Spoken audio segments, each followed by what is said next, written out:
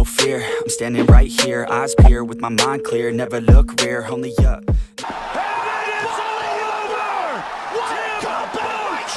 There are a few things more thrilling in MMA than a good comeback fight. As fans, we love to see fighters come back from the brink of defeat, pull through the adversity, and come out on top. It's what makes this sport so great, the fact that anything can happen at any moment. Although there have been dozens of incredible comeback moments throughout the years of MMA, I've narrowed it down to 10 of my personal favorites. If you guys think I missed anything, just let me know down in the comments below. And also be sure to like and subscribe if you enjoy the video.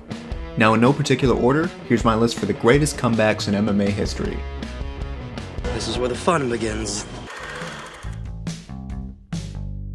Matt Hughes and Frank Trigg had a history of bad blood coming into this fight, with Hughes getting the better of Trigg during their first encounter. This didn't sit too well with Trigg. Before the match even began, Hughes got in an altercation with Trigg during the stare down, shoving Trigg away as he got too close. Early into the first round, Trigg landed a low blow to Hughes, which went unnoticed by the referee. Frank Trigg seized this opportunity to go after the hurt Hughes, seizing his back and sinking in a rear naked choke on Hughes.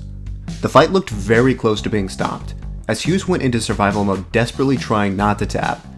His face could even be seen turning purple as Trigg tightened on the submission. But being the champion that he is, Hughes finally managed to escape the submission and get on top of Trigg. From there, he picked Trigg up into the air and ran him all the way across the octagon, slamming him down as he reached the other end of the cage. Now it was time for revenge.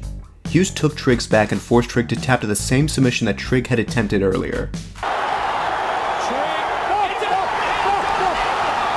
The crowd went wild as Matt Hughes pulled off one of the greatest comebacks in UFC history. After an upset loss to Antonio Bigfoot Silva, Alistair Overeem was looking to rebound from the defeat by taking on rising contender Travis Browne at UFC Fight Night 26. Early on, it looked like everything was going according to plan for Alistair Overeem. Less than 2 minutes into the first round, Overeem had Browne in serious trouble, landing some devastating shots as Browne curled up onto the canvas. Although the fight could have been justifiably stopped at this point, the ref allowed it to continue. Browne managed to survive and get back to his feet, going on the offense and throwing kicks at Overeem. A few of the follow-up kicks connected to Overeem's chin, with Overeem falling down to the canvas. Travis followed up with some hammer fist to finish the job, with the ref stepping in and stopping the fight in favor of Browne. Going high. Alistair's plodding forward. He's hurt! That's it! And just like that, Browne went from losing a fight to finishing a top heavyweight with a satisfying knockout. And I clearly felt a tap.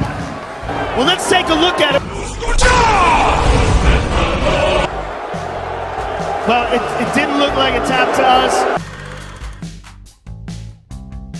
Pat Barry came into the fight with Cheick Kongo with 5 out of 6 of his wins ending by way of knockout. Combine that with the fact that Kongo also had several knockouts on his resume, fireworks were to be expected. Barry delivered on those expectations, hurting Kongo early and dropping him to the mat. The fight looked to be on the verge of being stopped right there, but Kongo miraculously managed to get back to his feet. Barry went after Kongo and once again set him down, with the fight appearing to be stopped at any minute. Yet again, Kongo somehow managed to get back to his feet and continue to fight. At this point, Barry decided to go for the kill. Kongo capitalized on this and hit Barry with a perfectly timed strike that sent him down completely stiff. Trouble though. Barry looking to finish the fight. He's taking a run. Pat Barry's down. A follow-up shot sealed the deal, and Barry laid there completely out cold. It was one of the wildest and craziest comebacks in UFC history. Why can't you just die? By the time UFC 117 came around, Anderson Silva was already widely recognized as the top pound-for-pound fighter in the UFC, and he had already made 6 successful defenses of his middleweight title. So when the lesser-known challenger Chael Sonnen came along and unleashed a tirade of insults and trash talk onto Silva, few actually believed he'd be able to follow through with it and deliver on his promise to defeat Silva. There's this dirtbag named Anderson Silva. When Anderson Silva walks into a room, you could hear a rat piss on cotton. I don't want to fight Anderson. I want to beat him down. I want to destroy Anderson. He's got a black belt under the Nogueira brothers. Yeah. I think a black belt under the Nogueira brothers is saying I got a free toy in my Happy Meal. Well, Anderson's a fraud. He's a liar and he's a thief. This is going to be a one-sided pounding and I'm swinging the hammer. But once fight night came, everyone soon found out that Chael Sonnen meant business. Early on, Sonnen landed some solid shots to Silva, and proceeded to take him down and beat the hell out of him for 4 straight rounds. Silva had never been dominated like this before. and it was clear going into the 5th round that Silva was going to lose his title unless he managed to finish Sonnen. With 2 minutes left in the final round, Silva went into desperation mode and slipped in a slick triangle choke onto Chael. Oh, this is trouble! Can he choke out Chael Sonnen? Although Chael Sonnen briefly fought off the submission, he was eventually forced to tap out. It's across, that's what's... He's tapping! It's all over! It was a jaw-dropping and unbelievable moment both for Anderson Silva as well as the fans watching the fight. Back in 2012, it had been years since the UFC had held an event in Japan, and Japanese middleweight Yushin Okami was looking to pick up a victory at UFC 144. Facing off against Tim Boetsch, Okami looked to be comfortably winning the first 2 rounds, easily outstriking and outgrappling the less experienced Boetsch. It was clear Boetsch was down 2 rounds, with the 3rd and final round coming up next. Out of desperation, Boetsch's corner advised him to ignore being cautious and instead go after Okami to get a finish. Boetsch wisely took his corner's advice and took the action to Okami, charging after him and landing some damaging shots that rattled Okami. Boetsch followed up with some brutal uppercuts to Okami, finally sending him down to the mat. Boetsch trying to finish him! What a comeback! And it is all over! As if the comeback wasn't exciting enough, hearing Joe Rogan's reaction to the finish was priceless. Brock Lesnar vs. Shane Carwin was being hyped as the biggest fight in UFC history at the time. The statement could be taken literally, as both Lesnar and Carwin were massive heavyweights, the likes of which had rarely been seen in the UFC at that time. As Brock looked to defend his title as the UFC heavyweight champion, interim heavyweight champion Shane Carwin came into the fight as a terrifying opponent, boasting a 12-0 record with all 12 of his wins coming inside the first round, many of them by knockout. When the fight began, it immediately looked like Carwin was going to make this a quick night for Lesnar. Carwin dropped Lesnar and unleashed a barrage of ground and pound, to the point where it looked like it could have been justifiably stopped on several occasions. No one had ever seen Lesnar endure a beating like this. Despite the damage taken, Lesnar held on and somehow weathered the storm, surviving until the end of the first round. Going into the second round, Carwin was clearly gassed. Lesnar recognized this and took the exhausted Carwin down with ease. Lesnar then positioned himself to set up an arm triangle choke, squeezing on Carwin until he was forced to tap. With one of the strongest men in the mixed martial arts world. It was the first time MMA fans had ever seen Lesnar overcome such extreme adversity.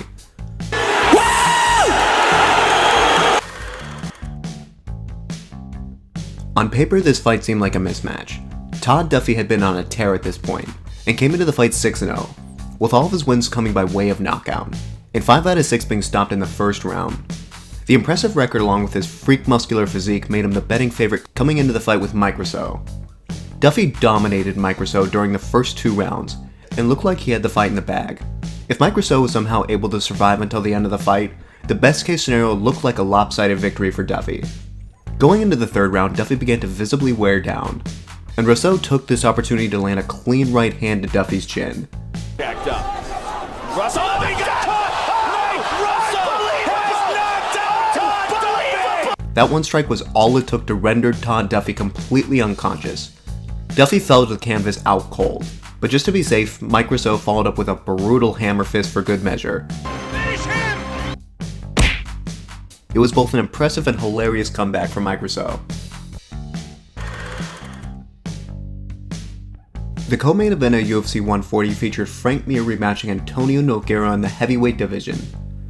When they first met at UFC 92, Mir defeated Nogueira via 2nd round knockout, becoming the first man to ever finish Nogueira. However, Nogueira claimed he had suffered from a staph infection prior to the fight, which had eventually led to bad blood between the two. During the rematch, Nogueira landed a strong right hand that had Mir in deep trouble, falling face forward to the ground. Mir looked like he was completely unconscious at this point, operating on autopilot and holding onto Nogueira's leg as he ate some punches to the side of the head. As Nogueira was warned about hitting the back of the head, he attempted an anaconda choke on Mir, and ended up on his back. Nogueira, looking to transition to Mir's back, lost position and Mir locked in a Kimura. To Frank Mir! Can he get the submission? Oh, he might have it! Trouble! Oh, look at this! Unbelievable! Trying to finish it! Nogueira was in deep trouble, with Mir torquing on Nogueira's arm until it broke completely. Finish it! He's got him out! It's over! At 3 minutes and 38 seconds of the first round, Big Nog finally tapped out, but by then the damage had already been done. Interestingly enough, referee Herb Dean had come close to stopping the fight, but in his words, Nogueira had earned the right to determine if he could continue or not. One of the very best at taking damage and somehow carrying on, Darren Elkins would pull off one of the greatest comebacks of all time at UFC 209 against his opponent Mirsad Bektic. The first round went terribly for Elkins, as he was being lit up on the feet before Bektic took him down and punched him from the top position, busting him wide open and having him close to being finished on a couple of occasions. The second round wasn't much better, but by the third, having been unable to take Elkins out, fatigue began to set in for Bektic.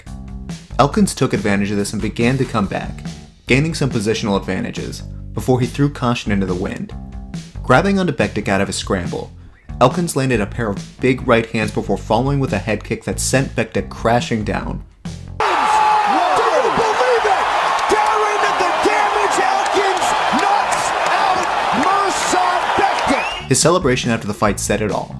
This was a man who would never give up no matter how bad things got, meaning a comeback was always possible. How good does this feel? Oh, it feels awesome, man. Greatest feeling there.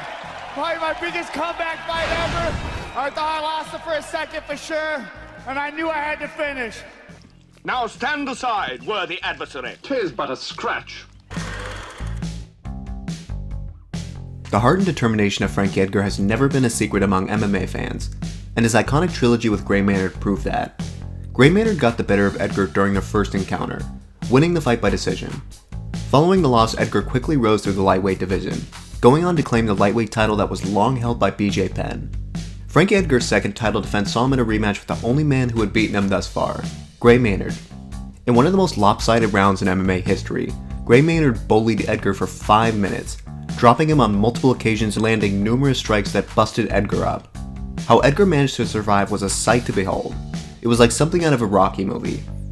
Although Edgar was able to come back and fight through the next 4 rounds, the fight ended in an unsatisfying draw, with fans demanding a final fight between the two. The third fight started in similar fashion to the second, with Gray Maynard rocking Edgar early, leaving him badly hurt. Despite the brutal beating Edgar sustained during the first round, he managed to come back and land a huge uppercut to Maynard in the 4th round. Edgar proceeded to follow up with some vicious right hooks, dropping Maynard to the canvas and ending the fight, as well as their trilogy. If you guys think I missed any fights on this list, just let me know down in the comments below. Also let me know what are some of your favorite comeback fights. If you guys enjoyed this video, be sure to let me know by leaving a like and subscribing. Thanks so much for watching, guys, and I'll see you in the next video. You never have a doubt, do you like me now? Am I good enough now? Should I get more loud till you hear the fucking sound? Oh no, I'm losing my shit again, having the fit again. Man, I'm forgetting when I used to have some friends. I used to play pretend, we all grow up and then hating my phone and trends. I'm about to blow my head, nobody knows I'm dead. Here I'm a ghost instead, think that I'm close, I get straight comatose in bed. Try to go slow with breath, breathe out my nose and head. Heart doesn't go the trend, faster it goes.